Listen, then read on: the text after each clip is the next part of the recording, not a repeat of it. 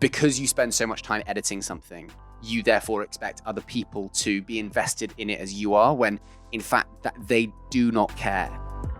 You've spoken about throwing yourself into different things at university, like you went into student radio, which led to hospital radio, which is a path taken by many aspiring presenters. And during your time at student radio, Monday Morning Music Madness by me, Max, was born. Do you remember your first ever show? Liam,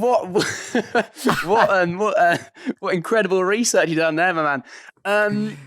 What my first show? I remember. So the first time I ever went on the radio was because I was invited by a friend of mine who was doing another show, and she said, "Oh, my co-host has dropped out for today, so can you join?" And I was just like, "Yeah, of course." And so I walked into the studio. It was this little box with a few like soundproof stuff on the wall. Put the headphones on, and I was terrified. Like, it was like, "Okay, we're going live in 3," and I was petrified. Anyway. After we went into a music break, I asked her, "Hannah, how many people are listening?" She said 2. And I knew that one of those people was my mother. So that's when I slightly kind of relaxed a little bit and got into it. But the Monday Morning Music Matters with me, Max, was purely an opportunity for me to get up in the morning on Monday, go in and have 2 hours in which I spoke to, in my mind, it was hundreds of people, but in actual fact, it was probably 0, because most of the time, the student radio wasn't broadcasting to everyone because the line was down or some description. So it was just an opportunity for me to just learn things and try things. And when I started, it was so 80s. It was very kind of like cringy. How you doing, guys? Welcome back to the radio station. I'm like old school radio vibes, but slowly over time I grew and got a little bit better. So yeah, I mean, that is where it all started for me, in what led to hospital radio, which led to StreetSmart, which led to my YouTube career. So that in that little booth in Newcastle is where kind of everything started for me.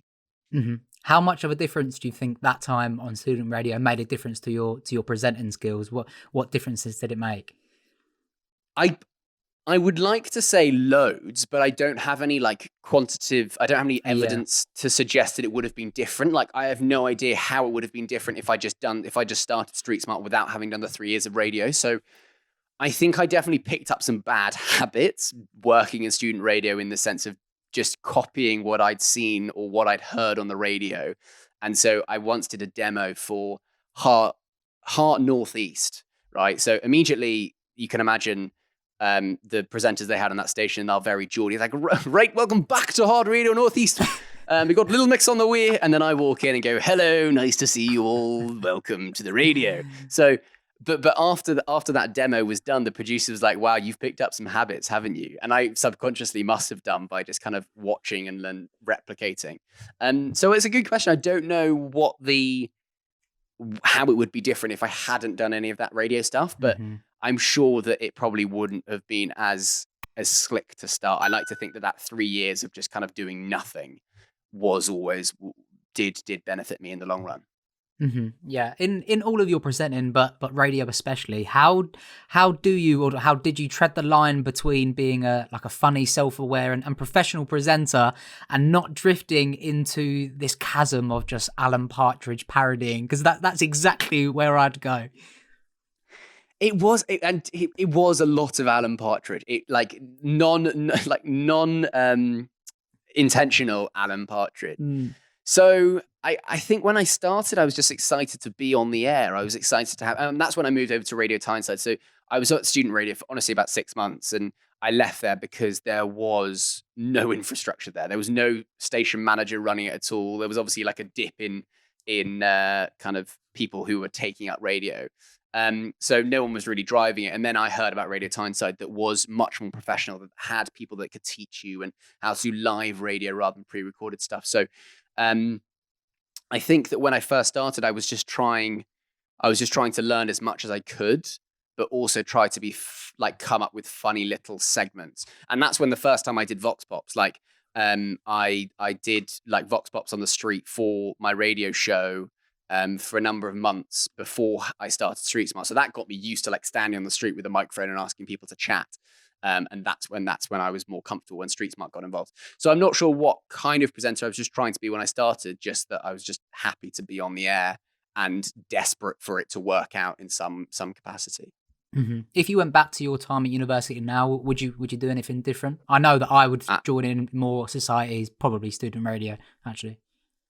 Absolutely nothing. I wouldn't change anything about it. I was really like proud of myself for when I first arrived, not sticking with the crowd that I went to school with, and if anything, kind of shunning away from them, because what happens is that at Newcastle University anyway, there is a group of halls where a lot of the private school kids go. And so it's very easy to stay within that bubble for the next 3 years, and then you leave. But when I got to university, I just wanted to do everything. I wanted to join the theatre society. I wanted to join the student radio. I wanted to play sport. So no, I really wouldn't change anything about my time at university. Maybe not to be so expectant for everything to work immediately, because I think what happens is when you first start a creative endeavor, whether that's writing or podcasting, you expect it to be an instant success because you spent so much time doing it. And this is what I tell to people who are starting a YouTube channel, which is because you spend so much time editing something, you therefore expect other people to be invested in it as you are, when in fact that they do not care. You need to bring value to someone's life for that 5 minutes, 50 minutes, 30 seconds, however long it is. And that was something that I had to learn the hard way. So by making content that no one was listening to, that no one gave a shit about, other than like my mates were like, oh, well done. Yeah, I see you're doing that. That after a while, I realized I was getting nowhere. So I thought, okay, maybe I need to change up here and make stuff that will bring value to people in the long run. And that's a difficult lesson to learn. In the creative industries, that not everybody loves what you're making, or not everyone cares what you're making, but ultimately is one that makes you a much better creator in the long run.